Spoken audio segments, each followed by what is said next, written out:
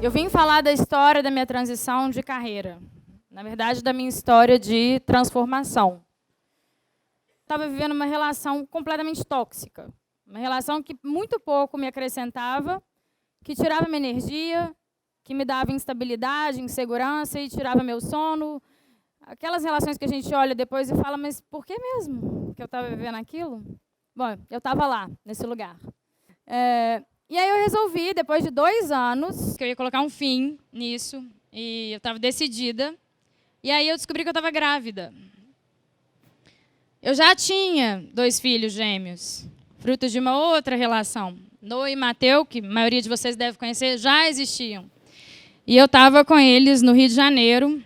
Eu tinha ido para o Rio de Janeiro fazer essa viagem para construir a coragem que eu precisava para colocar um fim nessa relação. E aí eu volto do Rio de Janeiro grávida. Ele, o meu então namorado da época, estava fora do país, estava esquiando com os amigos. Eu liguei para ele para contar, para dar a notícia. E quem me conhece sabe que se eu pegar o telefone e te ligar, alguma coisa bem grave aconteceu. Eu não ligo, eu comunico por WhatsApp. No máximo um áudio. Então, se eu ligar, é caso de vida ou morte. E como era caso de vida, eu liguei. E ele não me atendeu. E ele falou, muito caro atender aqui fora do Wi-Fi, e amanhã eu vou estar no Wi-Fi, amanhã a gente fala, então manda um WhatsApp. Eu falei, tá bom. Tirei uma foto lá da canetinha com as 2 listras vermelhas e mandei a foto e escrevi, por favor, volta. E passou uns 2, 5 minutos, eu recebi alguma coisa do tipo, tá feito, não vai adiantar eu voltar. E realmente não ia. Então, no outro dia, eu fui para o hospital sozinha. Falei para 2 amigas minhas no domingo, né?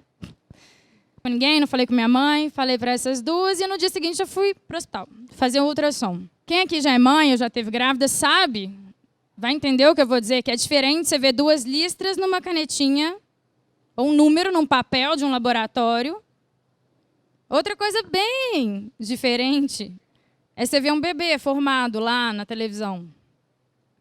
Para minha surpresa, eu estava grávida de 11 semanas, quase 3 meses. Então, era um bebê todo formado.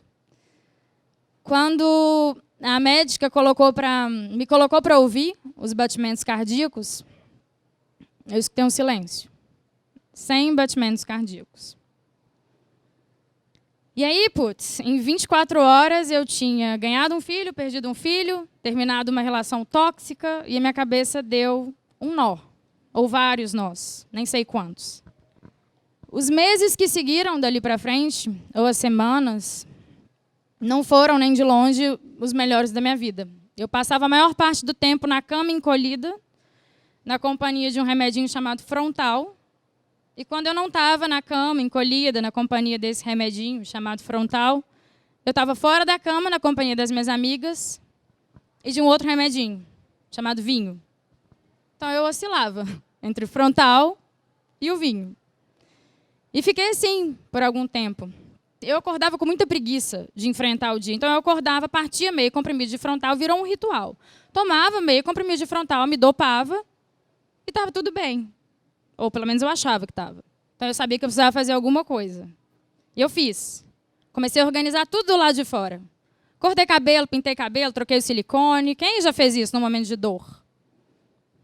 É o conselho que a gente recebe, né? Sacode a poeira, coloca um sorriso no rosto, troca a roupa, corta o cabelo. Eu fiz isso, cortei e pintei.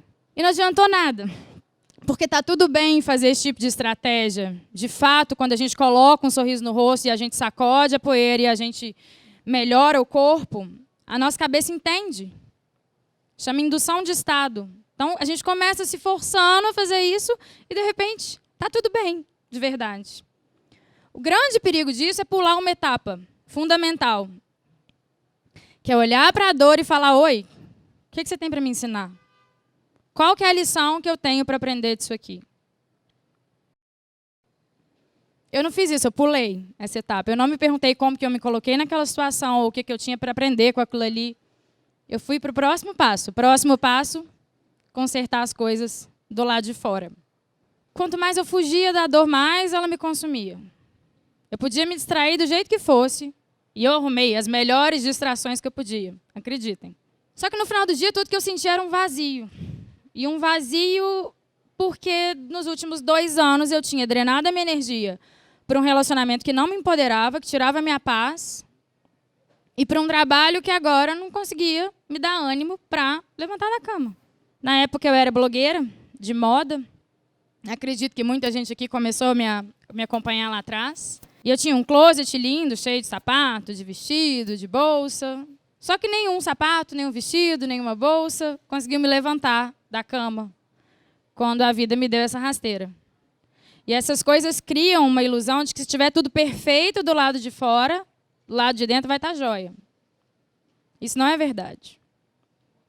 Eu tinha ali uma coleção de bolsas, uma coleção de sapatos. Eu ensinava para as pessoas como que elas poderiam se vestir para se sentirem empoderadas. Mas na hora que eu precisei recuperar a minha autoestima, nenhum dos truques de beleza que eu ensinava funcionou. Nenhum. Até que um dia, um dos meninos, e eu não vou lembrar qual, honestamente, porque eles são um pouco parecidos,